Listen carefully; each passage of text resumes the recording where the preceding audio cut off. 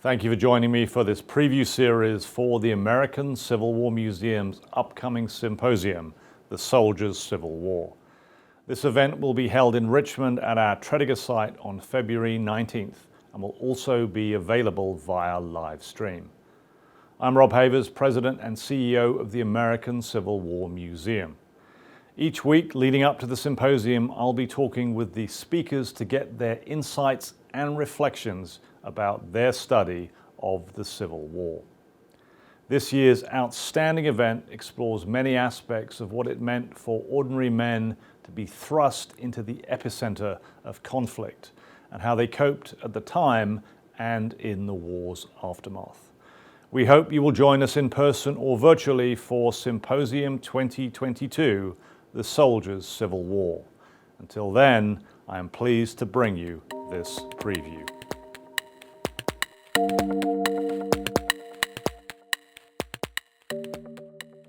Welcome to another appetite-whetting segment for our Symposium 2022, The Soldiers' Civil War. I'm delighted today to be joined by Dr. Lesley Gordon, Charles G. Summersell Chair of Southern History at the University of Alabama. Dr. Gordon, welcome. Thank you very much for your time today.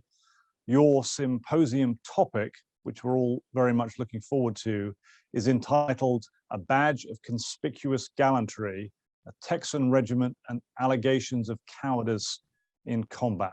Perhaps you can tell us a little bit about this topic and what led you to pursue research in this area. In some ways, I trace this back to my first book, which was my PhD dissertation on George Pickett. I was really fascinated by him as a person, and the more I found out about him, I realized he was pretty complex, and he was actually accused of being a coward even at Gettysburg, during his charge. There were allegations that he was hiding and he was drunk, and I found that really interesting because I didn't believe that those kind of stories had really made their way into the kind of popular narrative. And it wasn't in any of my work that I'm looking to disparage people. I just think humans are complex. And often I think with the Civil War, we get this sort of all or nothing view, especially in the kind of mythology of Civil War soldiers. Was there anything, Dr. Gordon, that particularly struck you as the fruits of your research unfolded? Well, I first began this topic many years ago, probably at least 10 years ago, and I just haven't been able to focus on it entirely as I am now in finishing this book. But one of the first public talks I gave back in my home state of Connecticut, I think it was Connecticut, it was one of these roundtables, but in any case, I was talking about the Second Texas, and I hadn't really strung together a lot of the details that I now know. I just knew the initial story about them being called cowards at Shiloh. And I had a gentleman come up to me after the talk, and he was very concerned. And he said to me, "Do you have an agenda? What are you trying to do here? Are you trying to disparage Civil War soldiers?"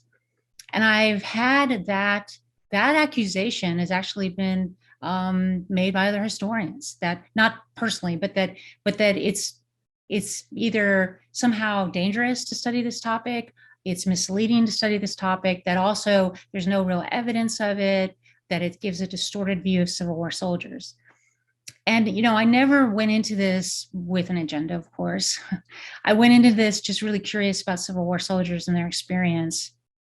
And I just was reading Belle Wiley's great Johnny Reb book, which is so good and has so much information. It comes out of the 1940s, and he tells the story about the Second Texas, and that's where I first learned about them. So I guess that's something that has continued to surprise me a little bit, is the resistance that some people still have to hearing these kind of accounts. Dr. Gordon, these brief conversations are meant, as I said at the beginning, as an endeavor to whet the appetite of our attendees. And I think your exposition there of your subject has done exactly that. We very much look forward to seeing you in February in person here in Richmond for the American Civil War Museum's 2022 Symposium, The Soldiers' Civil War. Thank you very much for your time today.